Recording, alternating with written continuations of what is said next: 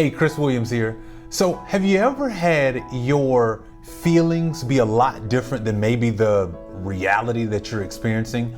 I mean, your life is okay. You know, you're not doing the best at everything, but you're doing all right. You got a job, you're living your life, you're taking care of your family, but you just kind of feel like, I don't feel the same. There's some sort of disconnect there. Well, actually what you're feeling is real and it's common. And it's actually your emotional reality is at odds with your physical reality. And so there's not a whole lot of conversation that happens around what do you do with this reality? How do you handle life when you are at odds with how you feel versus what may be going on around you? And I want to offer you some advice today on how you can actually live a particular life that is improving on your emotional reality. Because the truth is that all of us go through times where we don't feel what our environment is kind of dictating to us. And so it's sometimes a struggle. Sometimes the stressors and the things that could be happening could be related to work. Work is kind of demanding. It's a lot and it puts a lot on you. And so while you may have a good job or you may have just a job to deal with, you feel like, well, but this job is stressful, right? Or, you have a home and life is great and you got the 2.5 kids in a white picket fence, but at the same time, kids are stressful or marriage is stressful. And so, I want to offer you some advice today. I want to talk to you about how you can actually improve your emotional reality. Now, in the last 20 years, research has been conducted about the connection between the heart and the brain. And this connection has become so vital, and we started to realize that with this research, there's a critical element to what is important to our lives, and that is our emotional reality. Now, if you let this go unchecked and you don't ever stop to understand how you feel or you don't get in touch with how you feel, it can lead to some serious health problems, mentally and physically. So mental disorders, it can lead to depression. And a lot of us, unfortunately, use a lot of different things to try to cope with our mental feelings and our emotional reality, that we may be feeling down emotionally. And so some people use drugs, some people use alcohol, some of us use material things where we try to fill a void or a particular feeling with what I can buy, the next new gadget, or going to this particular thing or doing this. And all the while, it's not really the materials that are going to help. It's not the substances that we consume. It really comes down to getting in touch and improving our emotional reality. Improving your emotional reality tip number 1. Now, this first one sounds very basic, but it's very, very true. I know that technology has gotten great and there's so many different ways to connect with our friends, our loved ones, learn about what's happening halfway across the world. But the best thing you can do to help improve your emotional reality is honestly to unplug. Get some serious quiet time. I mean, without a TV, without a phone, without an alarm, without any type of distraction, put down the laptop, get rid of everything and honestly get quiet. And there's a couple of benefits that go along with being quiet. One of those is that you actually get a chance to hear what is going on up here. I love technology. I love what it does. It allows me to even shoot this video with you today. But the truth is that a lot of times people have used technology and so much media and devices to escape the one thing that they should be listening to every day, themselves. And so I highly suggest that you learn to find 15 minutes a day to get some quiet time in, whether that's in a room, whether that is just sitting in your car, whether that's sitting in a quiet space in a coffee shop. But I highly suggest that you get quiet time and listen to yourself think. Shuffle through the emotions that you had during the day. Figure out what you felt, why you felt what you felt. It will go a long way to helping you improve your emotional reality. Improving your emotional reality tip number 2.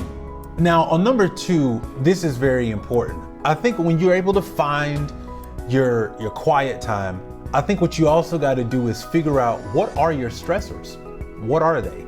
I mean, some stress is actually good stress, and it actually helps your body in the metabolic state. And I, don't want to get too deep on you, but there's a lot of great things that do come with good stress. But we also know that there's a lot of bad stress that we're facing. And so you've got to figure out, what are your triggers? What are the things that happen in life to you that are causing you stress? I mean, is it your job? Is it a particular person at your job? Is it a particular meeting that you have once a month that is very, very difficult for you? Is it at home? Is it the kids? Is it a particular time of day? Is it when you first wake up in the morning? I mean, I really want you to think about and write it down. Think about, where do my stressors come from? When am I feeling the most negative stress? And where is it coming from? Why do I feel those particular ways? And when you do that, the best thing you can do is then you can actually stop and take time to write it down. You can journal it. You can figure out, when do I have these stresses? Because the truth of the matter is that they come kind of in a consistent manner. You just got to learn to stop long enough to figure out, when am I having them? And when you're able to identify your stressors, now you can do something about them. You could say, well, I know that every month when I go to this meeting, it's stressful because I got my boss, I've got the head of finance, I've got the main project person, and I'm the one presenting. Well, find a new way to channel that energy, or figure out, how can I alleviate some of this stress? Maybe I need to plan better before walking into the meeting. Maybe I need to have a quick pre-meeting huddle with my team prior to me going in there, so it'll help me just kind of bring it down a little bit.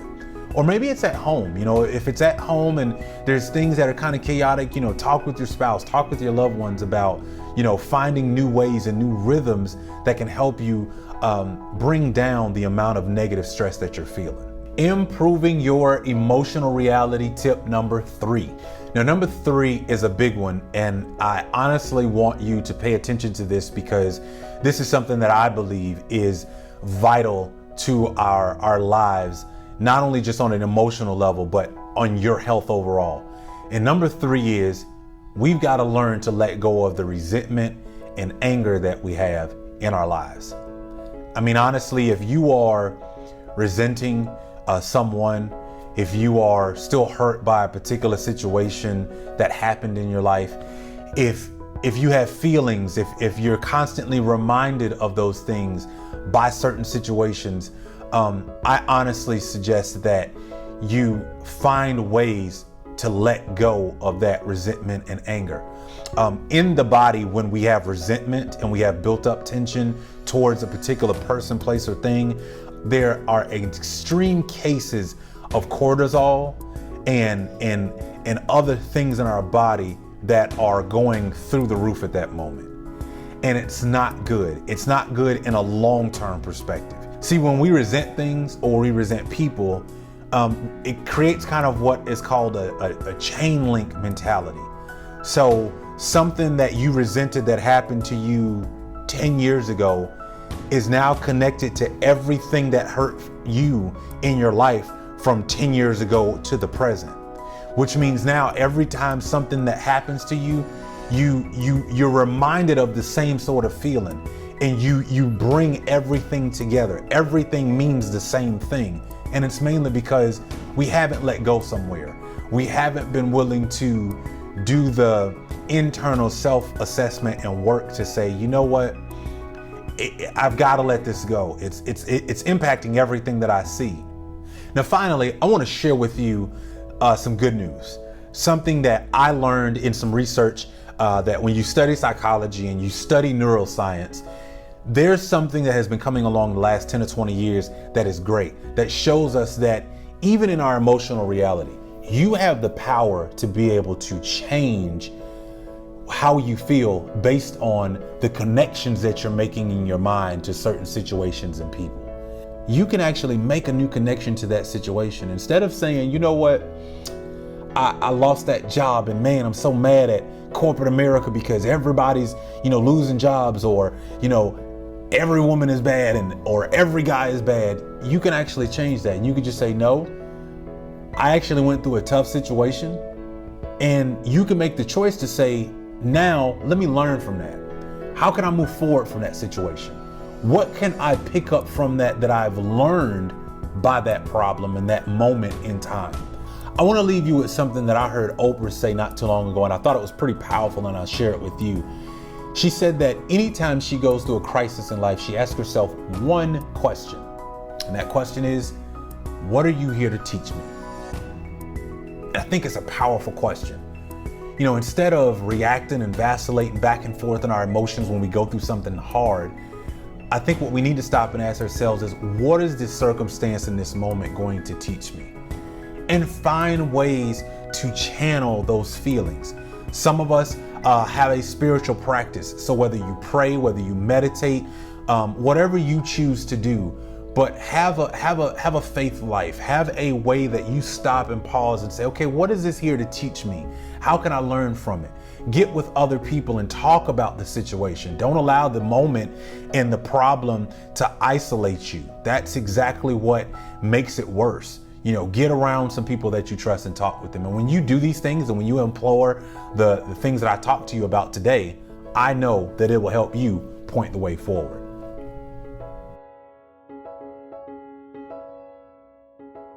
Hey, did you enjoy that? I hope you did.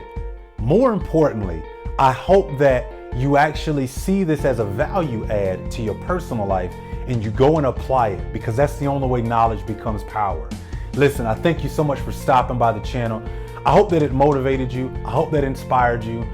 Whether you take this to your teams, your friends, your coworkers, your organization, whatever you choose to do, let's continue on this relationship. Now that you've had a chance to view this video, hit the subscribe button. When you do, you will automatically be notified every time that we produce some new content.